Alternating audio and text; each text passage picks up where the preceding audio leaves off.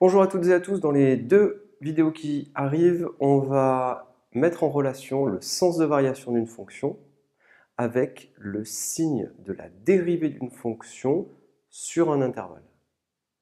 Alors, observons ici cette fonction. Au point d'abscisse x0, la tangente, c'est une droite, la tangente, elle a un coefficient directeur. Ce coefficient directeur, je vous le rappelle, on l'avait déjà vu, c'est f' de x0. Ce coefficient directeur, il est négatif. Vous voyez bien la pente, le coefficient directeur, à cette inclinaison-là, on sait qu'on a affaire à un coefficient directeur négatif. Je vous rappelle l'équation réduite de la tangente, c'est au point d'abscisse x0, c'est y égale f' de x0 fois x moins x0 plus f de x0. Ainsi, quand vous avez ceci, je vous rappelle que ça c'est le coefficient directeur, si la fonction est décroissante, vous voyez qu'à chaque fois on a construit les tangentes, on s'aperçoit qu'on a une pente, un coefficient directeur qui est négatif. Ainsi, f' de x0 est négatif, f' de x1 est négatif.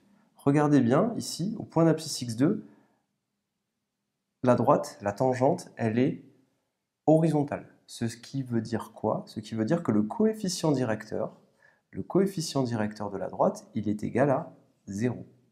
Ce qui veut dire que f' de x2 est égal à 0. Donc si on résume un petit peu, quand on a une fonction décroissante, on a des coefficients directeurs de tangente qui sont strictement négatifs, et quand vous avez un plat, comme ceci, entre guillemets, quand la tangente est horizontale, le coefficient directeur de la tangente au point d'abscisse x2, eh bien, du coup, il est égal à 0. Ainsi, on va faire la même chose pour une fonction croissante sur un intervalle donné. Donc cette fonction-là, on s'aperçoit qu'elle est croissante. Donc si la fonction f est croissante sur un intervalle donné, eh bien à chaque fois qu'on trace une tangente, on s'aperçoit que la tangente a un coefficient directeur qui est positif. C'est ce que j'ai écrit ici. Chacun des coefficients directeurs, comme on le voit ici, ils sont strictement positifs.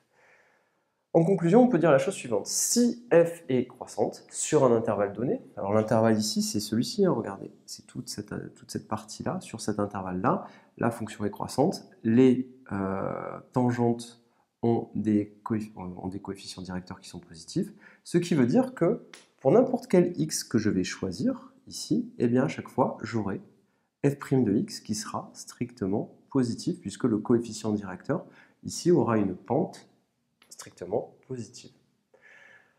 On va continuer. Donc si f est croissante, f' de x est supérieur ou égal à 0. Si f est décroissante, eh bien f' de x est inférieur ou égal à 0, et ce, pour tout x appartenant à l'intervalle sur lequel on travaille. Maintenant, une petite remarque.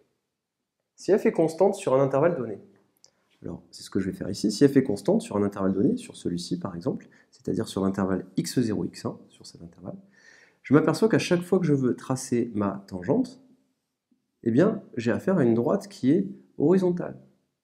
Et donc, le coefficient directeur vaut 0. Ainsi, si je choisis x ici, eh bien, j'aurai le coefficient directeur de la tangente qui sera égal à 0. Et c'est ce qu'on voit ici.